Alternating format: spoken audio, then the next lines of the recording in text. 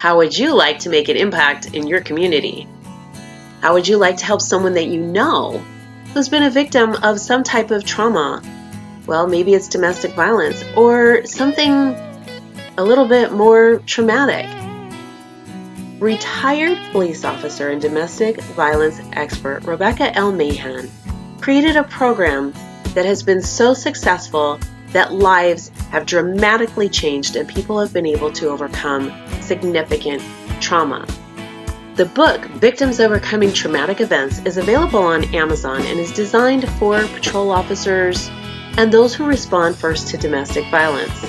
That includes you. You might be responding to a friend or a family member that's had to, face a very challenging situation that has been very traumatic for them. Domestic violence or otherwise, the focus of the book really gives details that can be applied to any type of calls for service. And those who are patrol officers, nurses, and family or friends can really utilize the tools and resources that are provided inside to make a difference. There's even a chapter how you can change unhealthy things going on in your life to make them healthy and move forward. Take a few minutes to head over on Amazon.com, Victims Overcoming Traumatic Events by Rebecca L. Mahan. Minutes or less. With us today, Joe Aiello, who is a master trainer, an accomplished VO. And we'll tell you, if you're not familiar with that, you got to know all about that because he's going to really knock your socks off. And not only that, but he's an accomplished VO actor, also an award-winning sportscaster who has been a decorated speaker, motivational coach, television host, and corporate messaging expert for, over 25 years. And so with that, he has hosted high visibility sports shows. You're going to know some of them, and I'm going to let him share those with us because I cannot steal his thunder on what he has done. He's also made an impact in the corporate world as a director in communication for Walmart, training C-level executives, creating messaging, crisis management. And really, here's what I find really good. Well, not that isn't. That's all great, but this is good too, because shaping public opinion while protecting corporate identity is a really hard thing to master. And let me tell you, he's got it.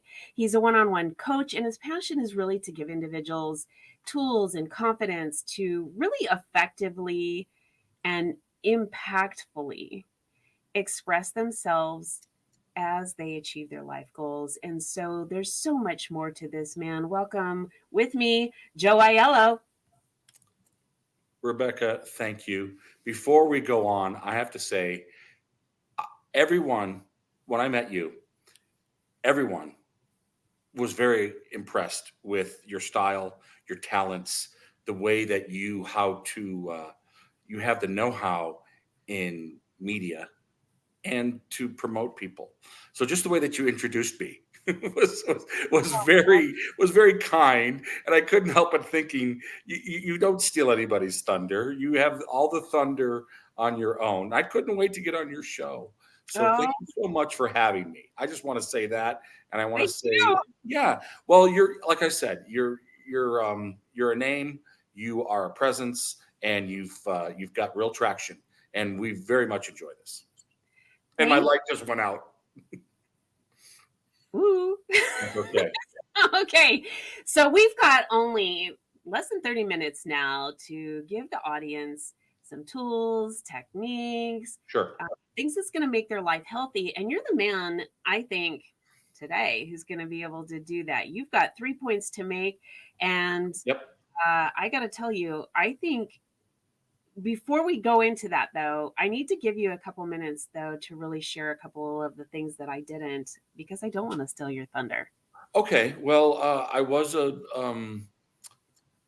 high-level baseball and football player. These things are not that important. I will just kind of give you a quick background. I did work for Walmart. I was the senior director for messaging, communication, all of those things. I don't necessarily know that, and this kind of goes into what we're going to talk about today, presentations and how you introduce yourself and how you step up. Be interesting. Are you interesting? For the most part, when I walk into a presentation, because how many times have we walked in presentations that weren't interesting and we'd like 30 minutes of our life back? We just can't. But when someone says, "Hello, my name is Joe Aiello," thank you for pronouncing it correctly, by the way, Rebecca. And today I'm going to talk to you about presentations. Well, I know that. You've just wasted 7 seconds of my time. Everyone's saying how precious your attention is. It's the most important commodity that we have. So I don't care that I've been in 25 years of doing what I'm doing. I care that I've done some things.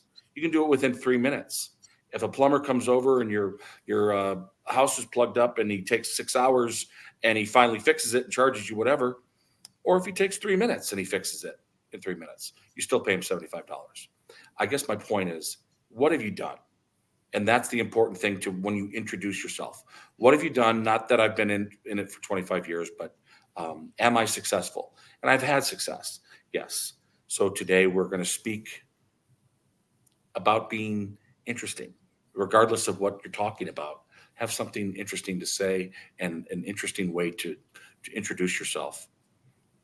I love that. I think that this is something that we sort of have taken and put on the back burner, along with things like being a kid and doing fun things. And we put those things on the back burner and we try to excel.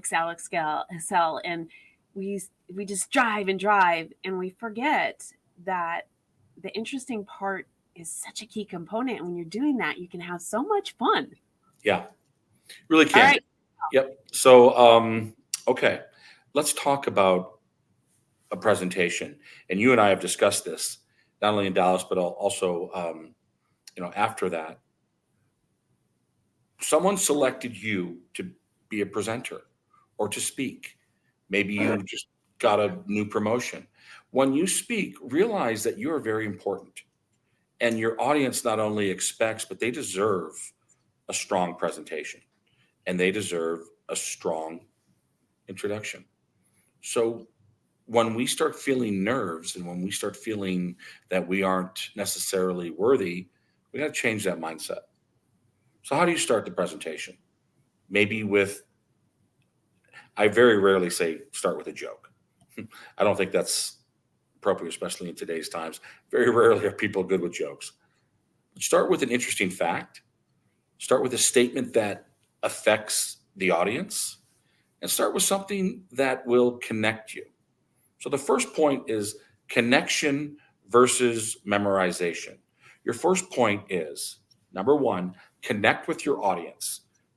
Don't try to memorize your speech, which is a common thing that we all do because we get stuck on that. But if you can connect with your audience and find what I mean by that is look at them, find out if there's someone in the audience that you can talk to or and say, Rebecca, met in Dallas. We're starting to connect. People are going to look, notice, understand that.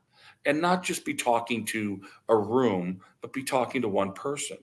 So try not to memorize your speech, but have a general idea.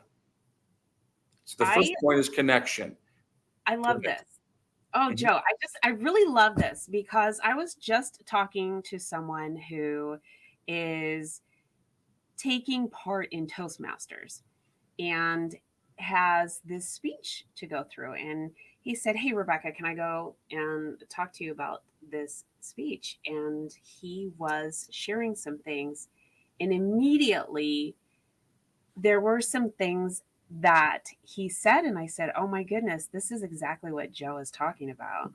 And you would be a great coach for him because of the things that would help him overcome and the way you can articulate it so well, the challenges that he was facing in getting through his speech. And part of it had to do with a disability where he's not able to really memorize things and he kind of needs a script, but he's even getting stuck on the script. And I think that with what you're talking about, those things can be mastered at any level, and no matter whether there's a disability or we're a seasoned pro or we are not a seasoned pro but we have some hiccups. I mean, just all of those kinds of things. So okay, Yeah. I'm ready for number two. Perfect.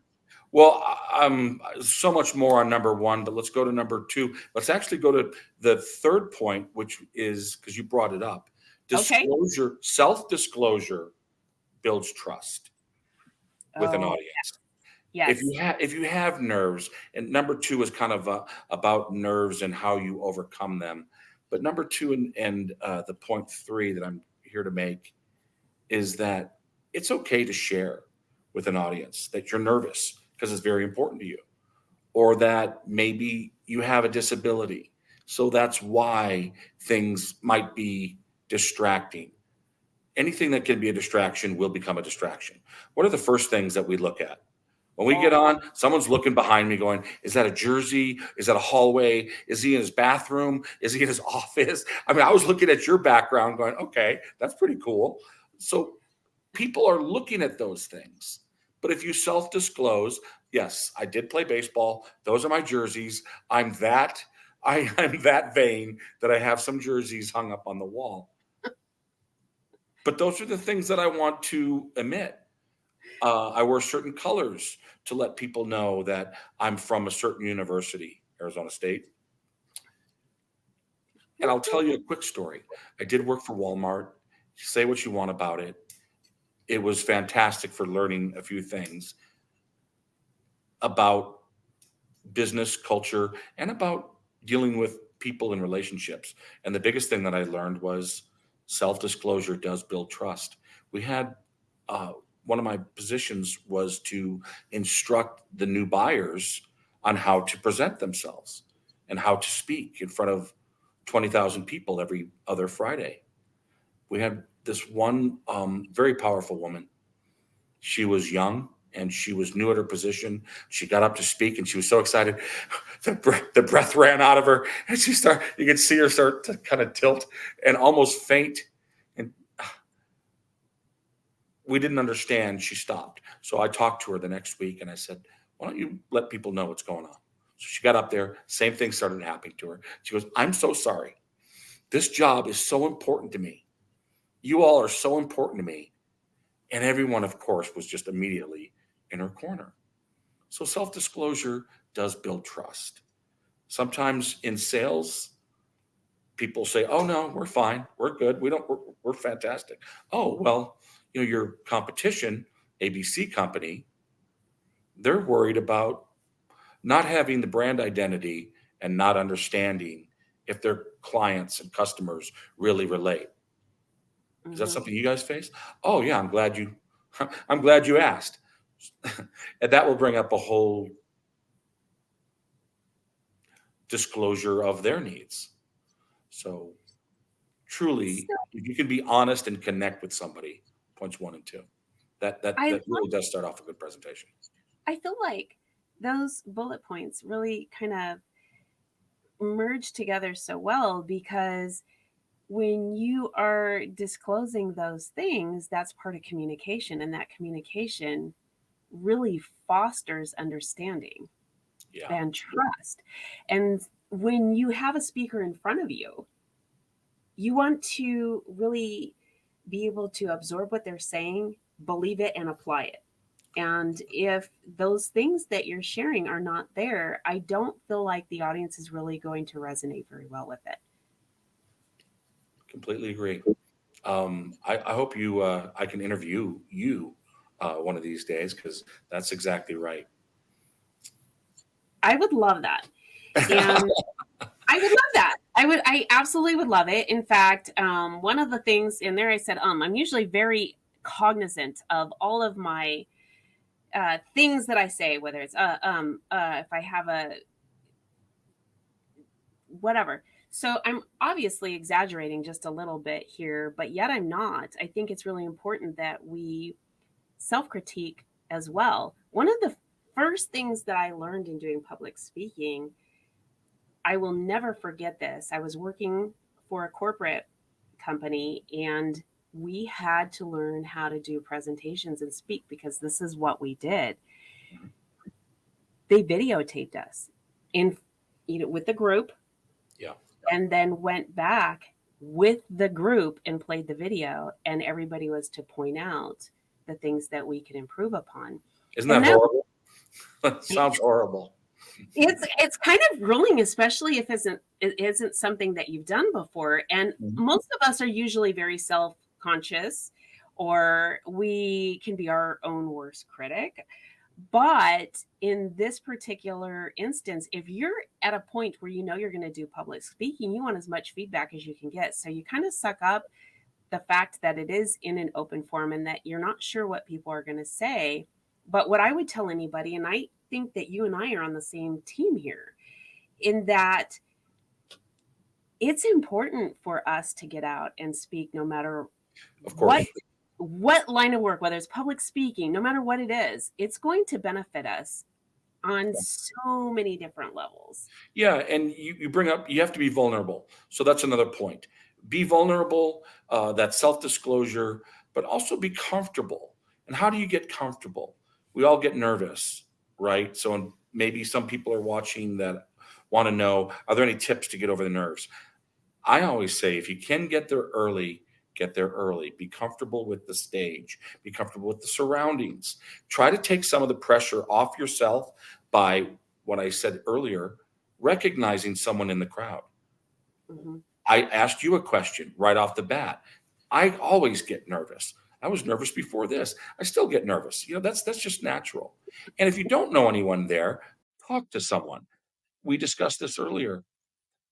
If you can get there 20, 30 minutes before you speak, talk to someone about the presentation that you're about to give, and then maybe say, I was talking with Bill, the plumber, just 20 minutes ago. Bill, are you still here?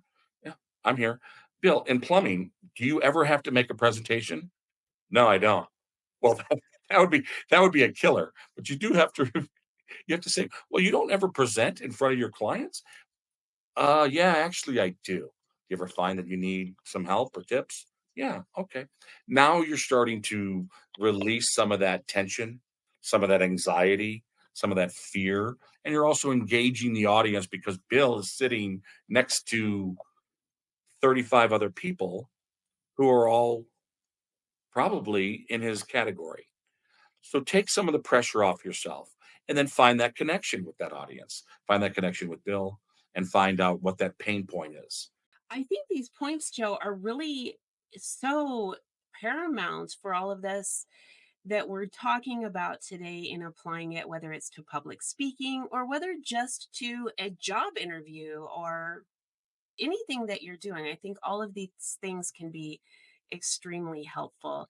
And I really want the audience to be able to connect with you. You're going to be an expert guest here. I'm going to have you back in a few episodes again to share some more really important things that are going to be helpful for others. And in the meantime, what's the best way for them to get in contact with you?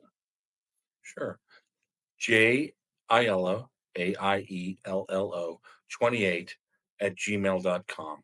Also, just started wintertimevoice.com. You can email me. As you know, I'm very accessible and talkative. The last three things, I just want to make sure that everyone understands: connect with your audience. Don't try to memorize your speech, try to connect with them, however that is. Number two, practice and prepare. That'll get over the nerves. Show up early, get over your nerves, however that works out. I have some tips. Can't explain it all in just a few minutes.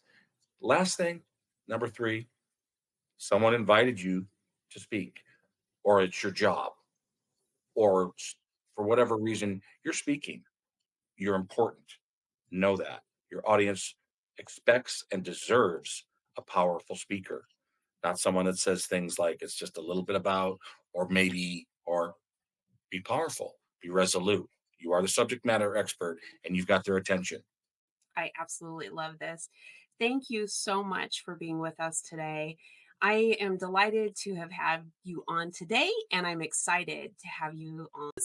I want to thank all of you for tuning in. We ask that you share this, get it out with all your friends, family, loved ones, everyone you know, and everyone. you don't. Thanks for tuning in.